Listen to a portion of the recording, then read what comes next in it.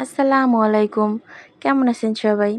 গাছ থেকে তাজা শসা কেটে রান্না করব, তাই চলে এলাম টাটকা শসা নিতে গাছ থেকে। এই শসাটাই রান্না করব ইলিশ মাছ দিয়ে। আমি শসা আর ইলিশ মাছ দুটোই খুব ভালো করে কেটে পরিষ্কার করে ধুয়ে নিব। এই যে কাটা শেষে কিন্তু আমি ধুয়ে রেখেছি মাছটাও আর শসাটাও। কড়াইয়ে সামান্য তেল দিয়ে আমি পেঁয়াজ বাটা দিয়ে দিচ্ছি। পেঁয়াজ বাটাটা কিছুক্ষণ নেড়ে চেড়ে মিশিয়ে নিয়ে 2 চা চামচের মতো দিয়ে দিচ্ছি মরিচের গুঁড়ো, পরিমাণ মতো হলুদ, স্বাদ মতো লবণ দিয়ে দিচ্ছি।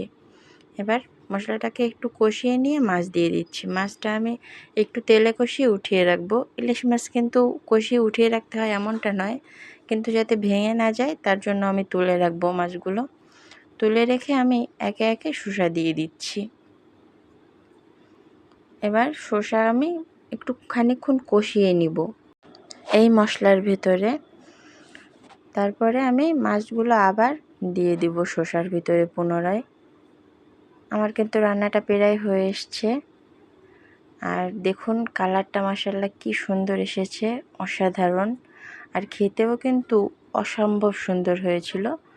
আপনাদের ভালো লাগলে কিন্তু এভাবে একদিন খেয়ে দেখতে পারেন ইলিশ মাছ দিয়ে শসা রান্না।